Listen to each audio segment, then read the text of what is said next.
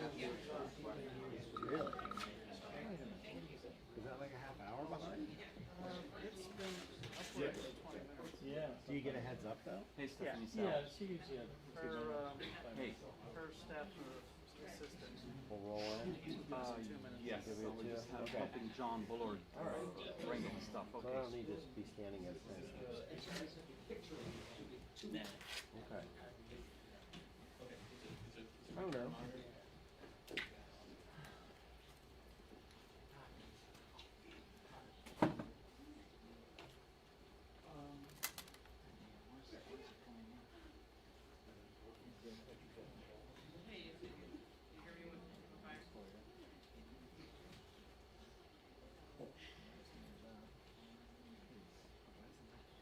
Yeah. Sal, the cameraman, calling from CQA.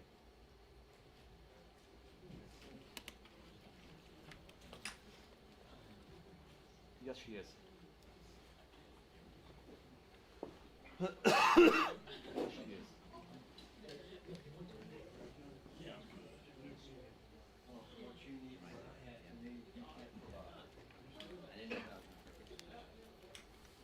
I'm sure they haven't talked to you yet. Who? I'm positive they haven't. So he wants to do the post-game live shot. Oh, okay, good. That's fine. We're good. We're set up for both. Yeah, I didn't get any guidance from the headset anyway, so thank you, Eddie. Oh, be nice. Copy. She can hear you on the IFB. Yeah, yeah. Okay. Gotta go. Got it? You got it? Gotta go. No, she is. Is this okay, Dan?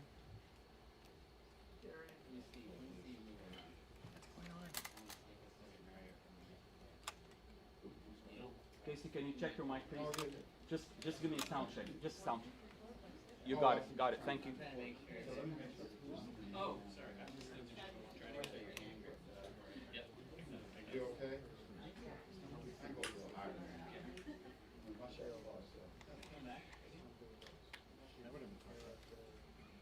Yeah, or lens flicker. Yeah.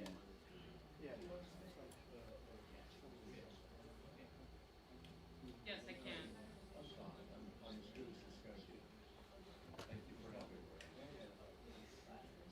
I do have a stick mic, but my cameraman says that I'm using the hardwired lav mic, so He's scared of search.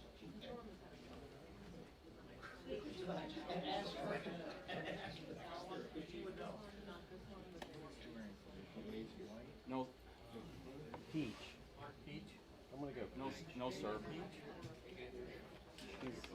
Not the blue. In two. I'm hearing her. I'm hearing her loud and clear. What color? yeah, can you hear me? Yeah. Can you hear me okay? And then she walks in and all white. It's like, Yeah.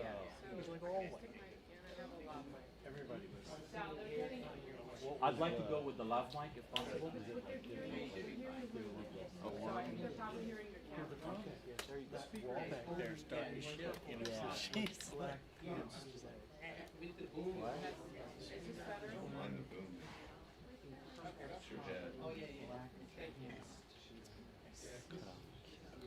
Is there like a Twitter update that has that on it? probably was at the center step stakeout, getting the Gazenta. Sal, we're good. I didn't get to come out. Thanks for your help. Because I figured she'd show up here. Yeah. You like that, David? Feel free. They should have like a Casey, Twitter. Casey cam? Can you read me What's the what you have there his from Schumer that you're speaker gonna wearing today? John! John, Fuller. What? We have focus. Okay, okay. Need a mic check too? 1, 2, Oh, that's. 3, 4. I'm sorry. Keep going, keep going. 1, 2, 3, 4. Very good. That's a wonderful smile. Thank you.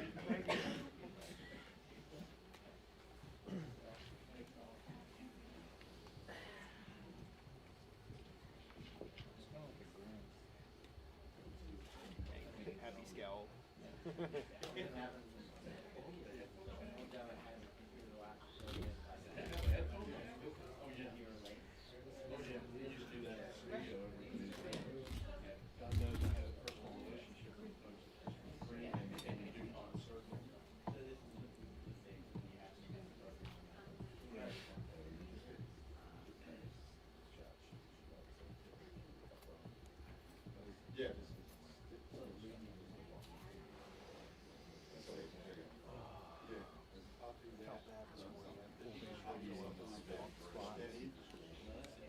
pulled in and got all nestled in. John Becker rolls up beside me. He's like, "I think the last one." And he's like, he goes, "I gotta go find a place to park." He missed it by 30 seconds. I literally just nestled it. That's a tough spot too. You're right against the metal. You just give them time. Yeah. I don't know who designed that, but that's not a good design.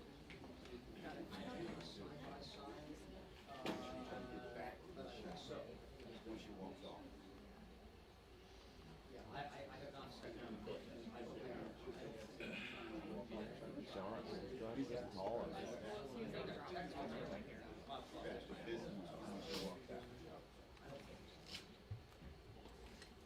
Might be worthy of a snap because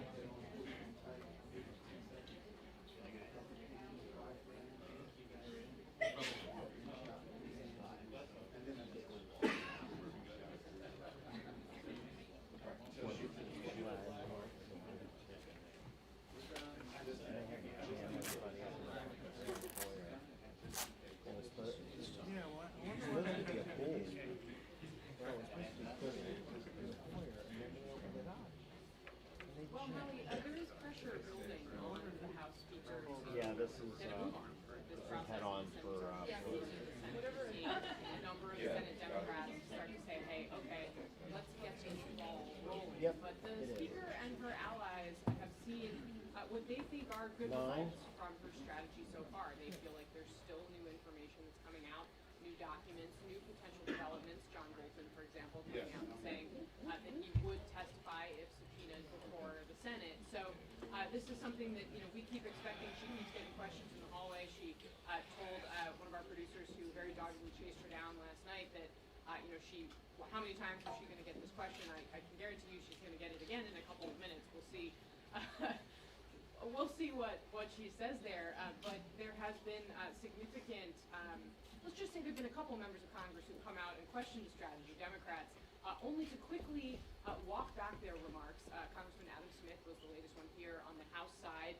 Dianne Feinstein was quoted saying a couple of slightly different things about this. At first saying, okay, time for a trial, then saying, actually, we trust Nancy Pelosi. So clearly this seems to be the strategy she wants to pursue for right now.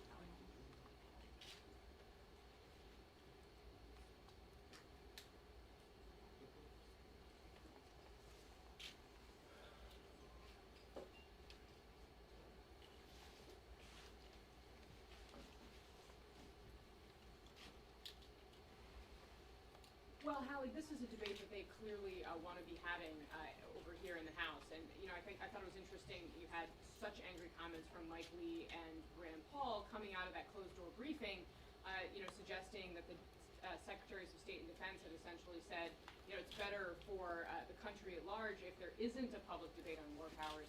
The House, of course, is set to have one today. Hallie.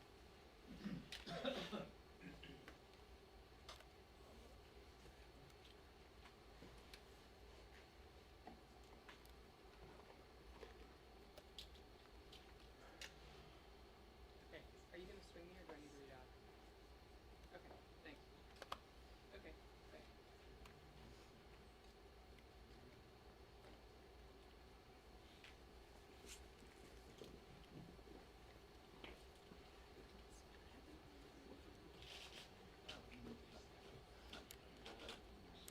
Go ahead, read it. Mark.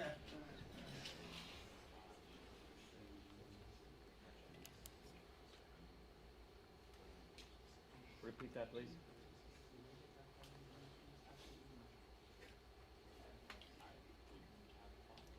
Subject 3-2, thank you. Hi, Jeff. Gotcha.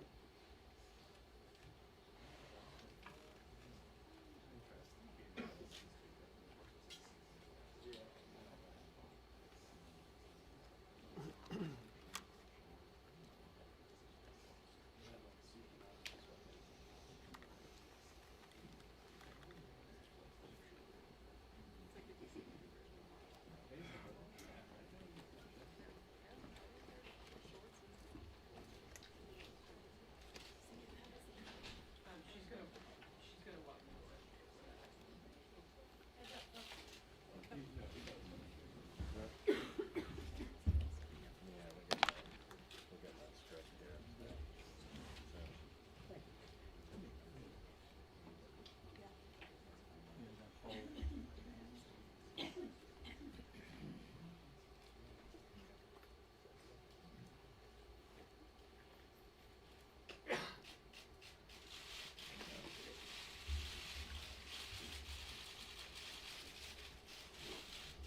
Good morning, everyone. Today's a happy day for us. We are going to celebrate the wedding of Barbara Lee, who got married on New Year's Day, or New Year's Eve, I guess it was, in California.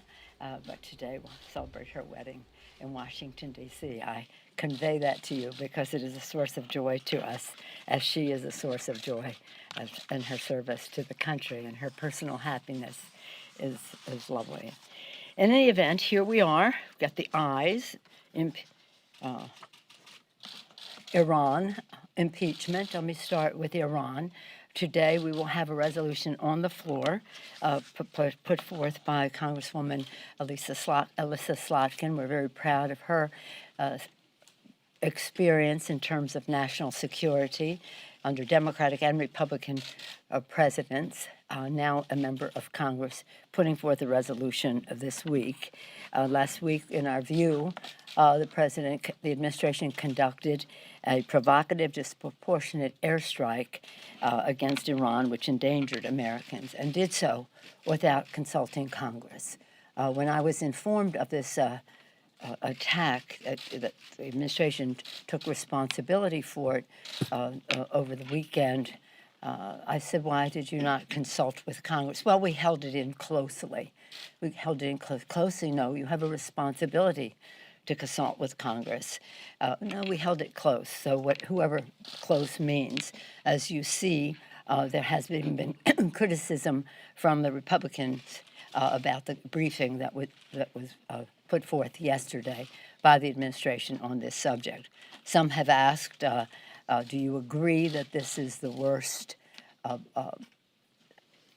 intelligence classified briefing that Congress has received from this administration? As some of you have heard me say, there is stiff competition for that designation of worst.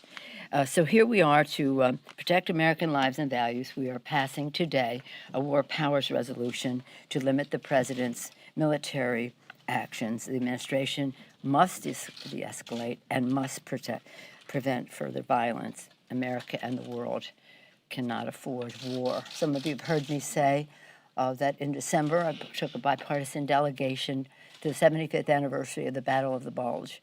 It was just so remarkable to meet our VIPs, were our veterans who served at the Battle of the Bulge, some of them also at Normandy. Imagine the courage, teenagers, most of them at the time.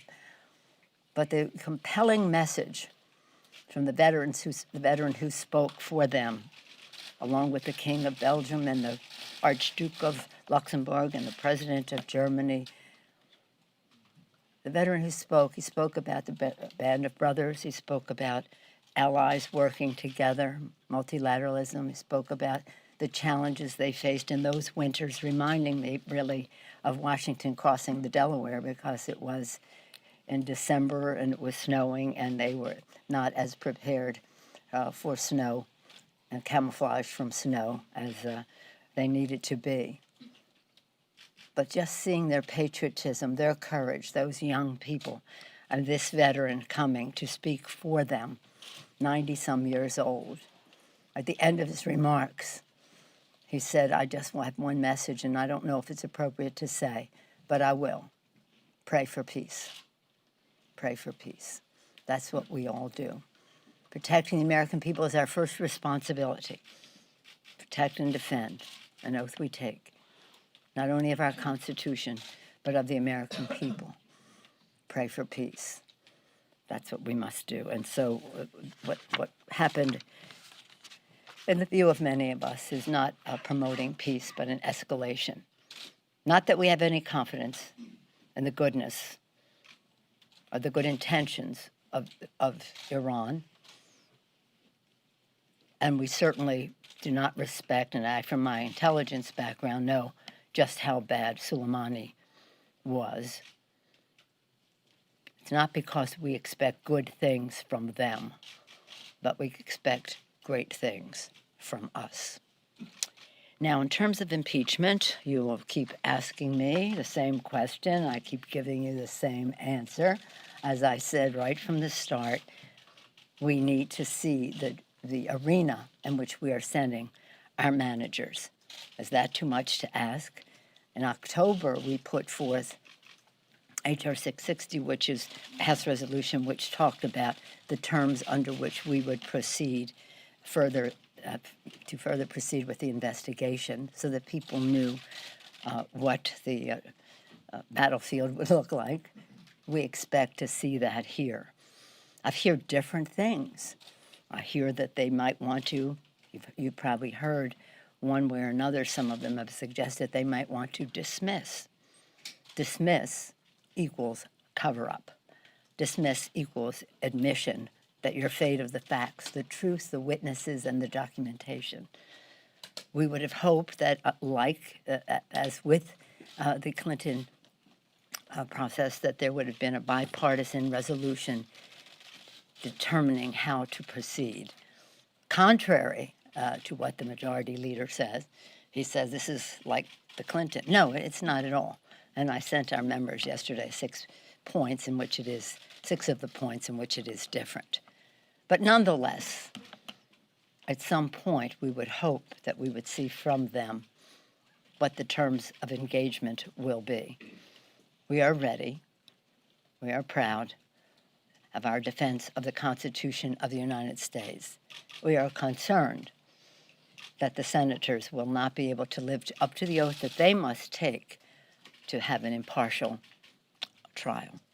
So much for that. At the same time as this is all going on, it's important to note that there's so many other things of concern to the American people. One is the assault on the Affordable Care Act that this administration is engaged in the courts, in the Congress, and we are fighting them in the courts, in the Congress, and in the country. But right now, they are in the court. Instead of defending the law of the land, as is the responsibility of the Justice Department, this administration is fighting the law of the land. That means benefit for pre-existing conditions, no lifetime limits or annual limits, child staying on your policy till 26, being a woman no longer being a pre-existing condition. The list goes on and on that they want to tear down.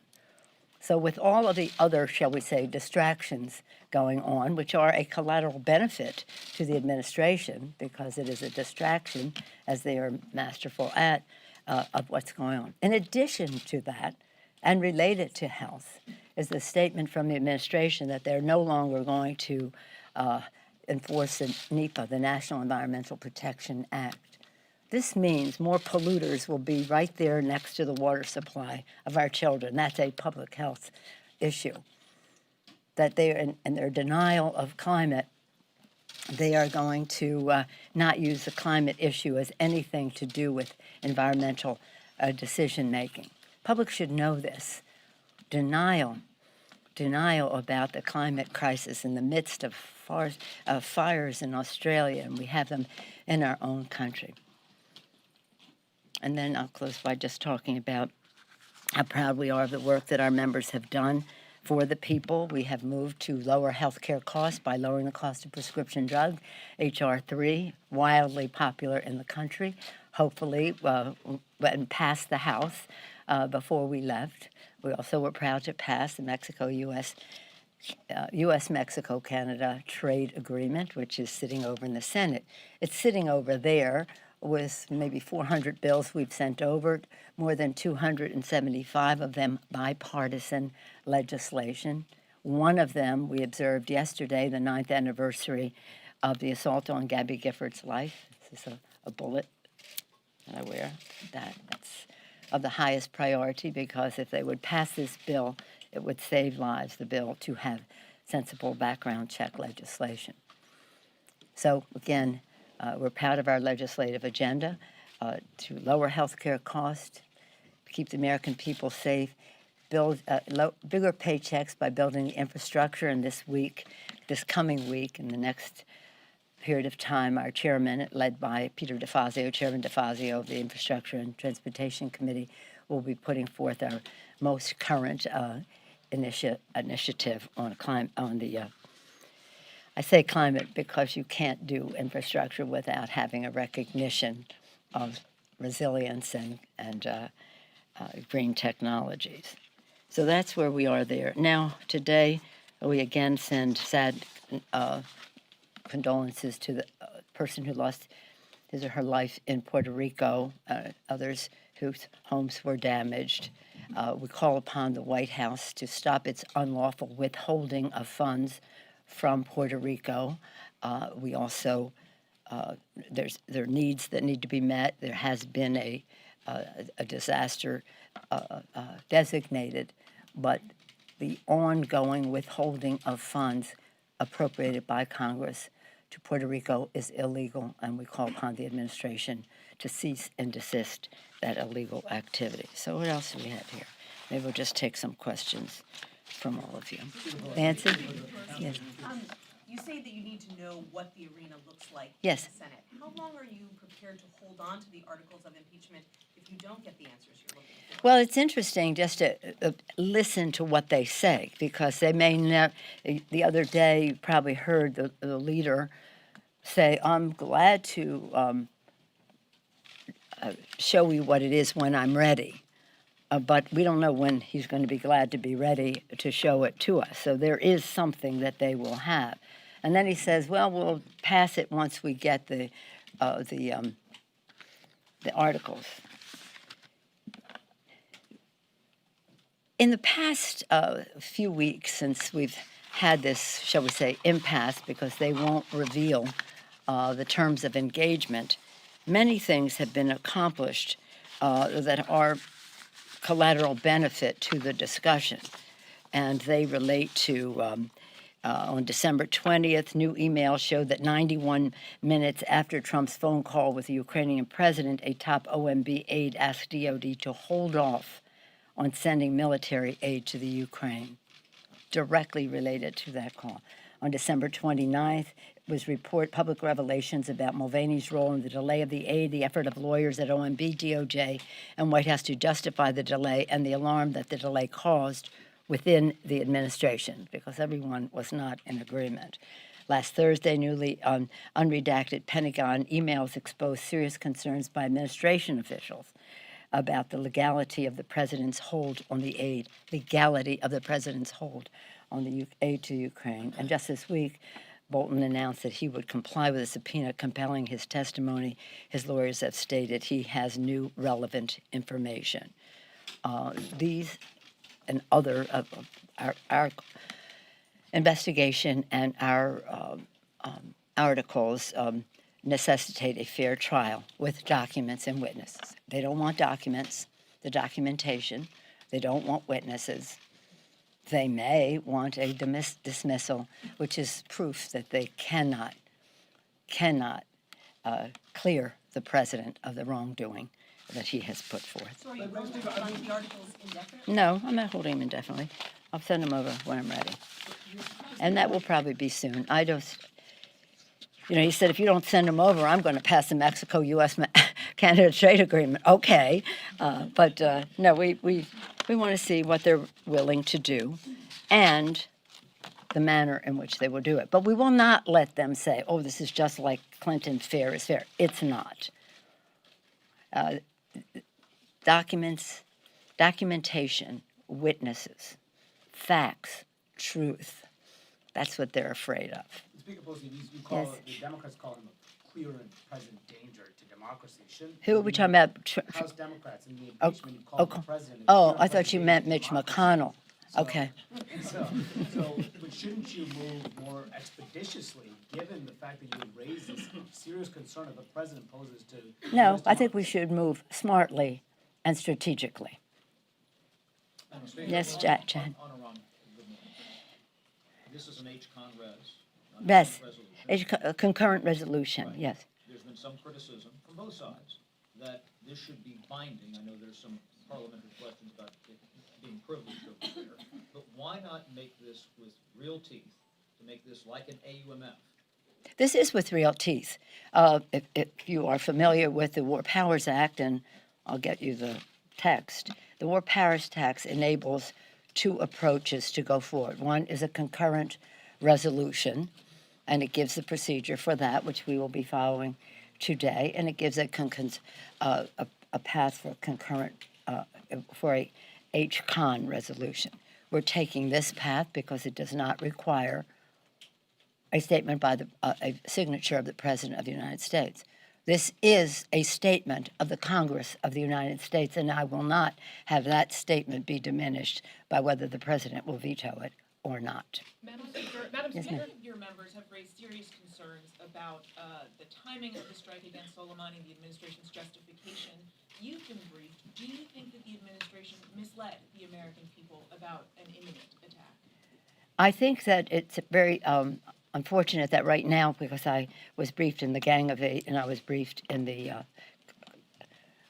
what did he call it, demeaning and worst classified briefing that the Republican senators ever heard yesterday. So it's, at this point, in terms of what is in the public domain, difficult to address some of what they contended. However, I will say this, because I was informed by phone call, as I mentioned to you earlier, I think I did anyway, that when I was briefed by the Secretary of Defense and Chairman of the Joint Chiefs over the weekend, taking responsibility for the killing, that it was disdainful in terms of not consulting with Congress, dismissive. We held it closely, really. So if you want us to all join together, let us have a strategy that we work together on. I do not believe, in terms of what is in the public domain, that they have made the country safer by what they did. And that is what our responsibility is. We'll have more discussion of this on the floor today at some length. But it's real, again, as I go back to the Battle of the Bulge, pray for peace. We must avoid war. And the cavalier attitude of this administration, it's stunning. And the president to say, oh, I inform you by reading my tweets. No, that's not the relationship that our founders had in mind in the Constitution of the United States when they gave power to the president, to the White House, to do one thing in terms of our national security, and to the Congress to declare war and to allocate resources and the rest. So this is your question is an important one.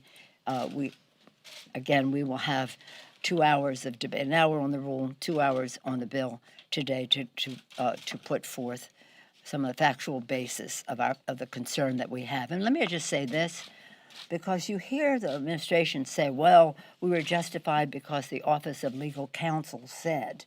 The Office of Legal Counsel is a tool of the President of the United States. That's who that is.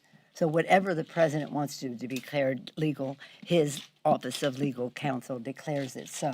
So it's misleading to the public as to what the War Powers Act, Article 2 that gives the President certain powers, Article 1 that gives the Congress certain powers are. It's a very big issue now because it's nothing less than preventing war as we honor our first responsibility to protect the American people. Madam Speaker, Yes, ma'am. Yes, okay. The briefers yesterday that came to the Senate, several people came out and said the briefers told them that putting out information debating the War Powers Act would empower Iran.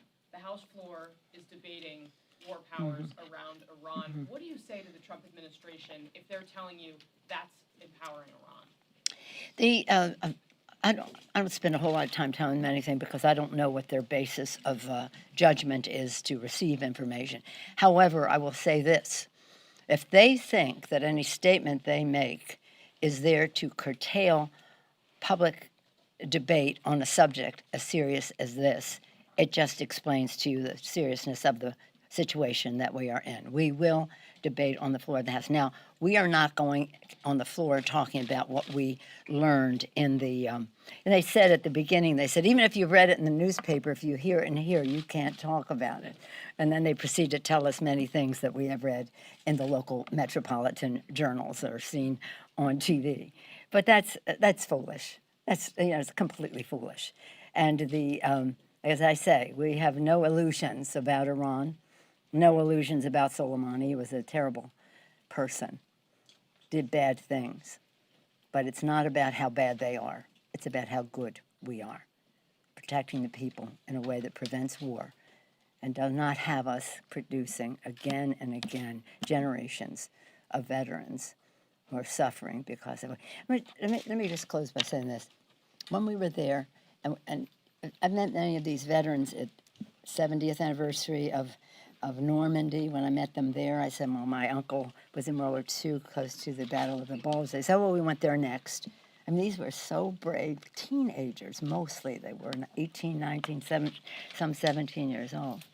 And when we talked to them this time, because deeper relationships over time, they said, I never wanted to kill anybody. I didn't want to kill the Germans. I was incapacitating them. I would shoot them in the leg or something.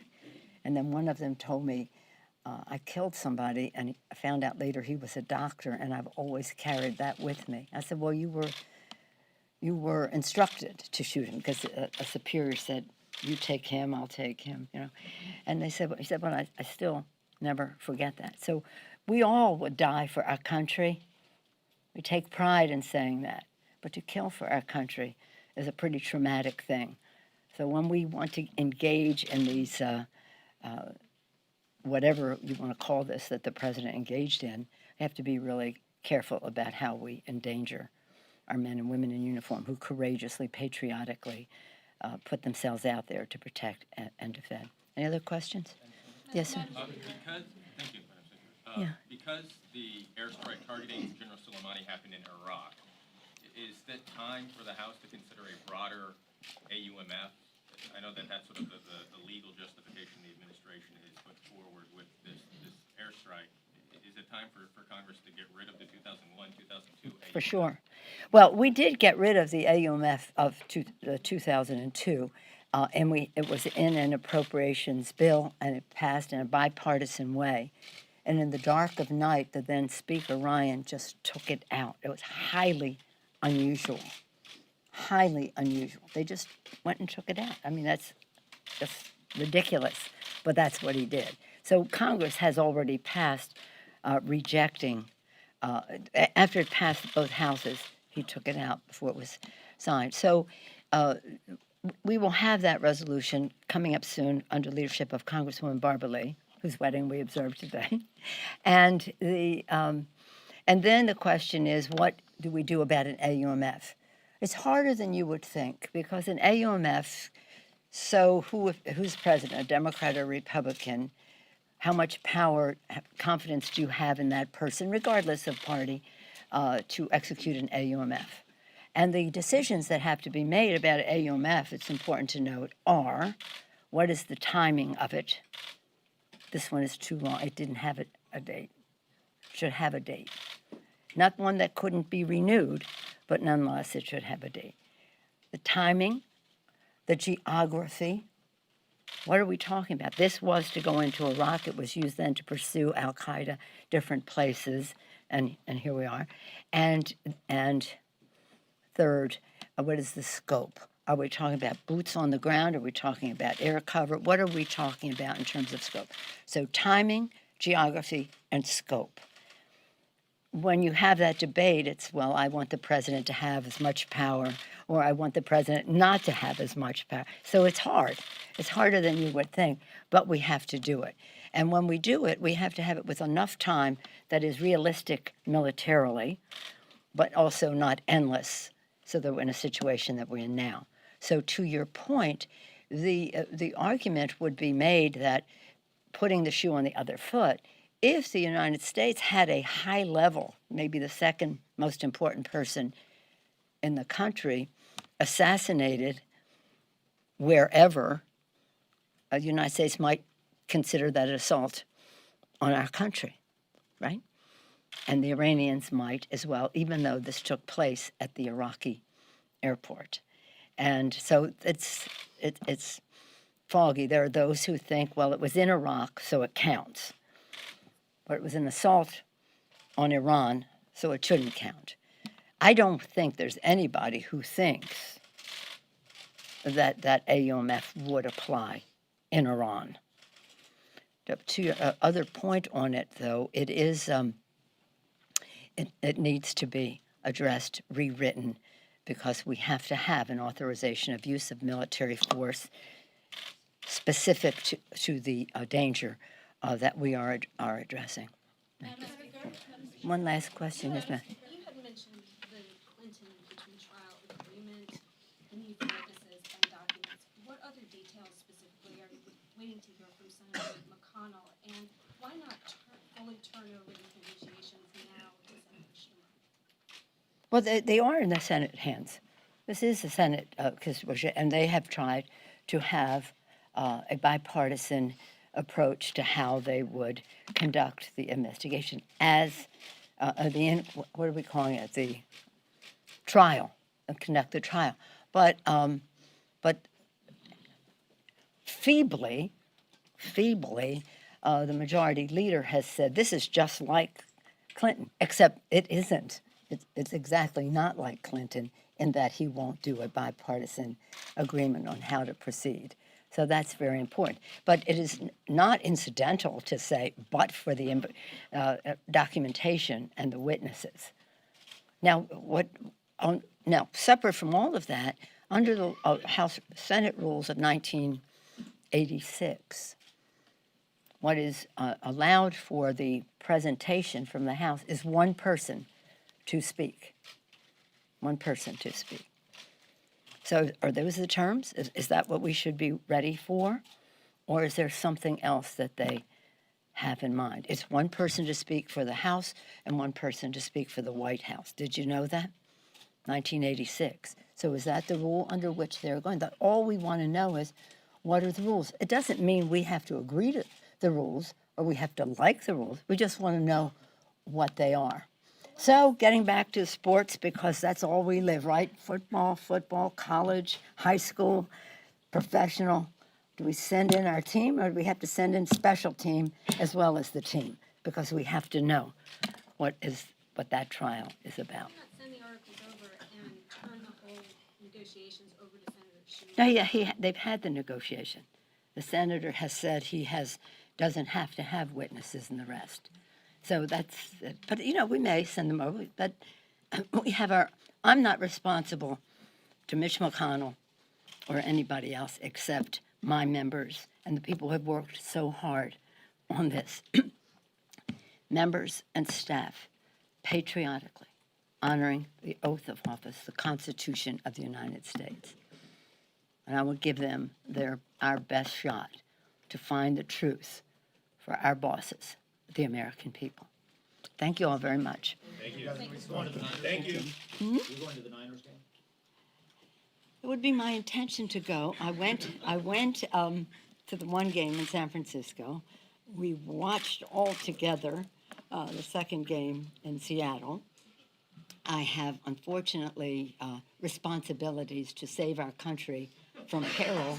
So this weekend, I on my Democratic, wearing that hat of political leader this weekend. So my family will enjoy our season tickets at the 49er game.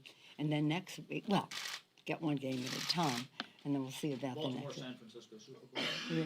Well, we had the Baltimore San Francisco Super Bowl, and at that, and that was hard because I had been rooting for both teams all along, right? And again, going to the 49er games and watching the Baltimore games on TV right there at the stadium.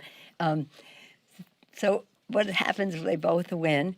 Nobody was in a more difficult situation than I, then as a mother of the coaches, brothers coaching the teams. And then you saw what happened at that game. But the D'Alessandros from Baltimore came all dressed in purple, and the Pelosis from San Francisco all came in red, and we had a lovely family reunion. This time, I hope that we'd get a similar result, that we'd have both teams in the.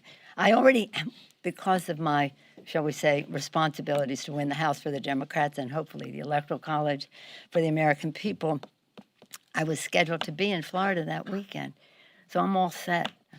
I'm all set, one way or another. Do you think Harry and Meghan will move to California? Who knows? We're talking about Tom Brady. I mean, who knows? Who knows what happens with all this? But isn't it interesting? And it's wonderful because it's so unifying. You know, everybody, whatever your politics or whatever, forget it. It's about the team. And we all like to say, and we all believe that we're all Team USA. So however it turns out. Thank you all very much. Thank you.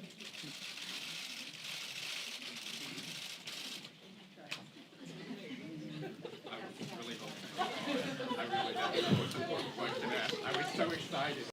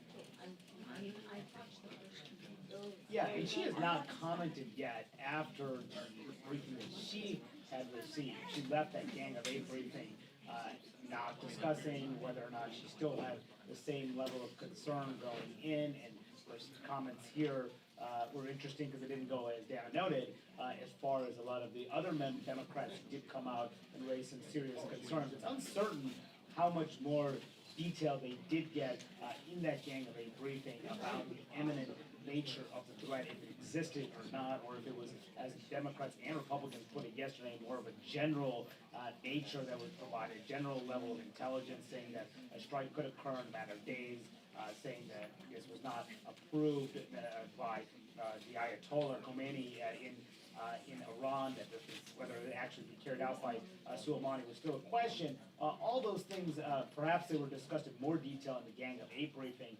Not a clear sense of that, but it is clear that she's still concerned about a military conflict escalating, which is why they're pushing forward on this war powers resolution that is going to be approved in the House just in a matter of days, or just a matter of hours, and then the Senate will move on that too in a matter of days.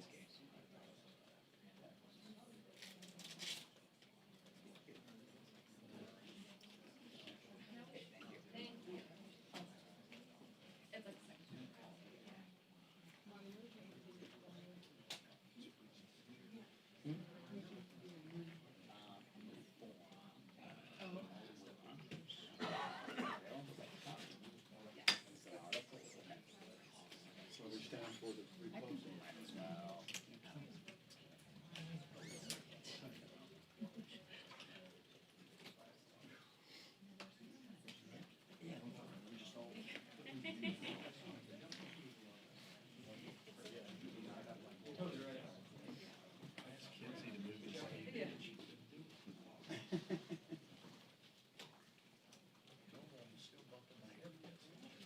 Can you just take this?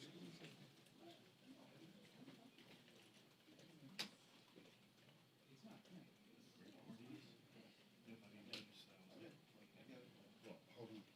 Let me see what's going on. I'm gonna stay here. Stay here. 2 minutes. Lord.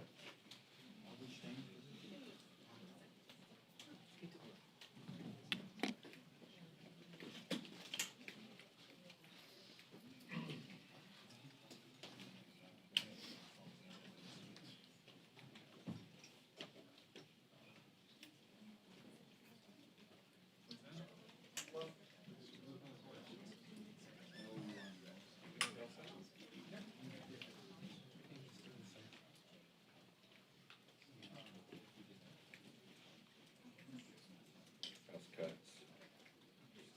To DOA cuts.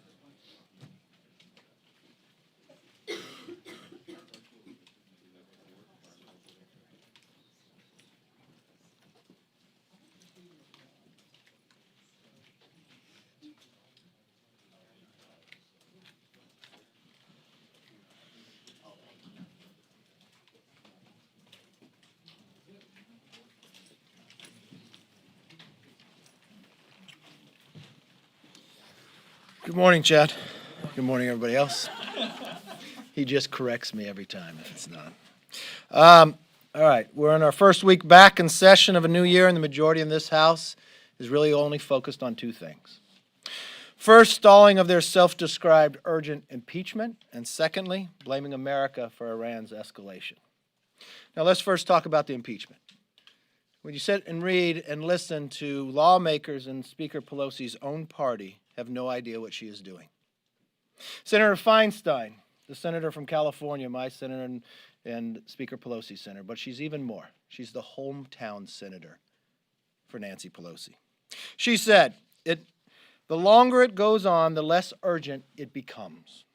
So if it's serious and urgent, send them over. If it is not, don't send it over.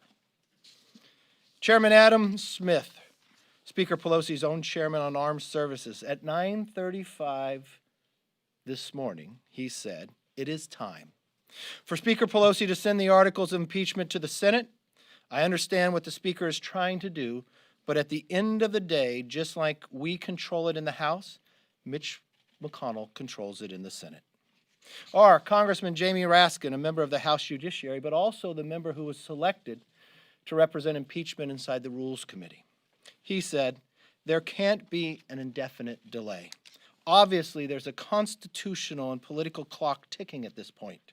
We are eager to see that things move forward.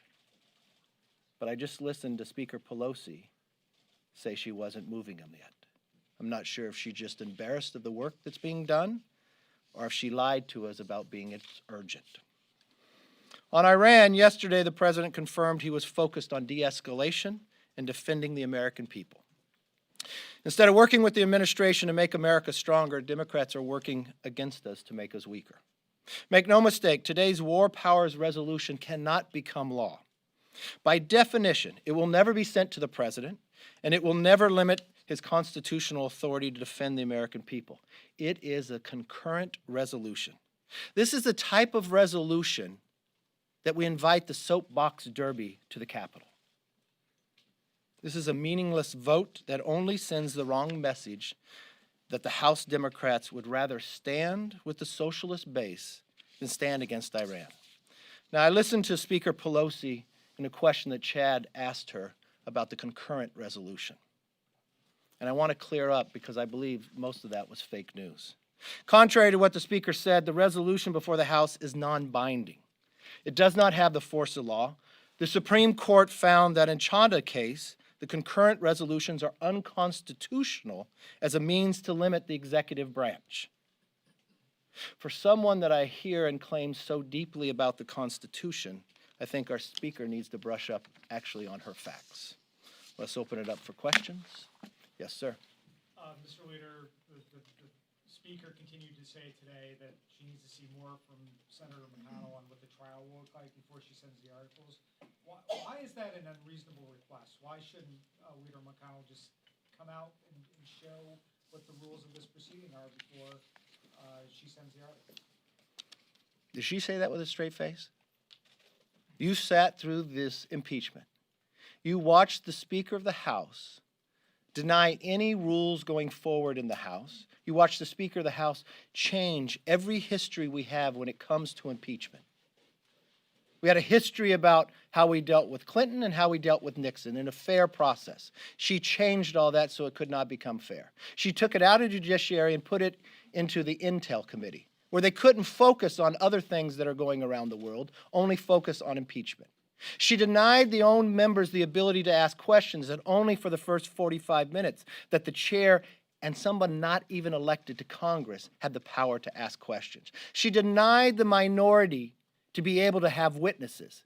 She denied the accused, the president, to even have legal counsel.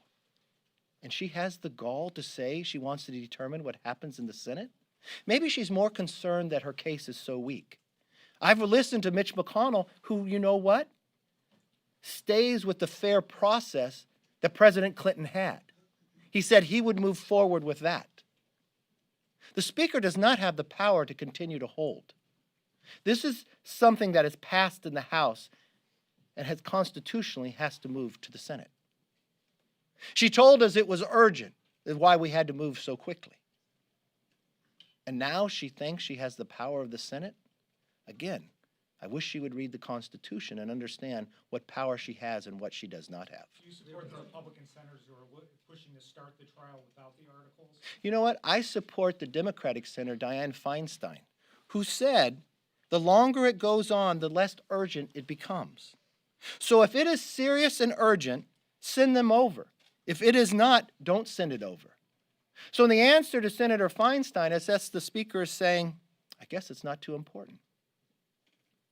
Why did you waste an entire majority on trying to impeach a president and then hold the papers? Or what about her own committee chairman, Adam Smith, who said it is time? The only person who does not believe it's time is the Speaker, and I do not know why. Maybe the case is too weak. Yes. Mr. Leader, Congratulations, too. Appreciate it.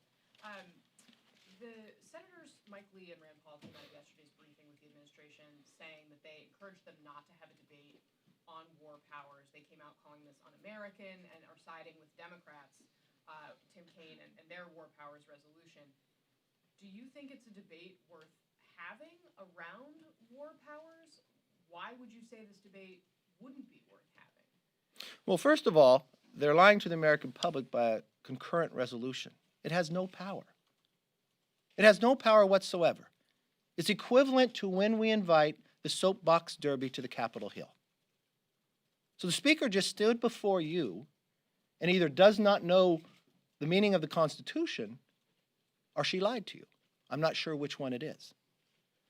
The idea that they want to curve the ability of the president to react when more than 600 Americans have been killed, when our embassy has been attacked, when an American was killed and that was a red line. When did you ever? No, we can gladly debate it. I'd love to debate it. But the idea of the timing and what does it send to the rest of the world? I never thought there would be a moment in time that the Speaker of the House of Representatives would actually be defending Soleimani. The idea of this individual in this moment in time. That they would be defending Iran, that somehow they did not escalate this. When a president stood before the world and the country yesterday about de-escalating, what do you say to all the Gold Star families? Did you listen to what the Speaker just said? Soleimani was a bad person, but. There is no but. He's a bad person because he killed American soldiers. He's a bad person because he led us against the embassy. He's a bad person because he went after the tankers. He's a bad person because he bombed the refinery. He's a bad person because he was planning more against Americans. The president was right in his actions, and we are safer today for it. I think that part of what the Democrats are doing today is wrong. And in the current information that I just heard coming out about the airliner and not supplying the black box, I think the Democrats should pause and have the information, if it was what is being said is true right now, of why that airliner went down. Why would you defend Iran and not protect America? Thank you. Is there a risk for Republicans if the Senate, regardless of what rules they operate under for a Senate trial, taking care of this too quickly, being perceived as moving too expeditiously once it does get over there, that's danger for Republicans because it looks as though Republicans writ large are going overboard to defend the president? Not at all. That we're moving too quickly. I'm saying if the Senate, if they don't, give this 5-6 weeks at least, like they did with President Clinton in 1999, if that's the model that Mitch McConnell wants to adhere to. Well, there was no time set when you went and did Clinton. I mean, the Senate has the right to sit down and look at the facts. This is different because this is, according to Jonathan Turley, a constitutional lawyer, which I think is probably the one who's most respected in this country, who is a Democrat, who did not vote for the president. He said it was the fastest, thinnest impeachment in the history of America. He said the only abuse of power would be actually moving forward on the Democrats if they move forward with this impeachment. So I'm sorry if this is so weak. And when I listened to the Speaker said she's really concerned about bipartisanship. Yeah, she said that last year in March, why impeachment could not move forward. But when impeachment moved forward, the only bipartisan vote was no. So with her own rules of how to move forward, she broke them. She broke the history of how we did it in the House when it came to fairness. And now she wants to impose something upon the Senate that she would not use herself. I can't imagine how she does that with a straight face. I couldn't imagine you not questioning her on it as well. Leader McCarthy. Yes. So this past week, an attorney for Lev Parnas tweeted out 2 pictures with you and his client. One of them had you and his client and Vice President Pence. In response to those tweets by Lev Parnas' attorney, I was hoping you could clarify what your relationship is to Mr. Parnas and what you've done with the money that he donated to you. Thank you for that really imposing question. I guess I met him one time and he came to an event and took a picture with me. What was the event? Not quite sure. I'd have to look at the picture to see what it is. I do events every single day, and I do pictures with thousands of people all the time. And the money, when we found out later that he donated a campaign, we donated it away to charity. Any other questions, Jess? Just to clarify something you just Please. said, you said that the Speaker was defending Soleimani. Do you really believe that she is defending one of the leaders of Iran who raising concerns about the killing of him and the ramifications that could have on U.S. interests. I sit in Gang of Eight meetings, and I sat in the classified meeting. It was justified, and anybody who sat in there knows it. Anytime I hear a Democrat talk about him and say he was bad, but then use the word but, yes, I question it. There is no but when it comes to Soleimani. He was bad because, not but. He was bad because he killed more than 600 American soldiers. He was bad because of the attacks and the American citizens he killed. He was bad because he went after our embassy. He was bad because he was planning to kill more Americans. So no, I never use the word but when I refer to him, and I don't think any other American should either. And if they do, I'll question them on it as well. Thank you very much.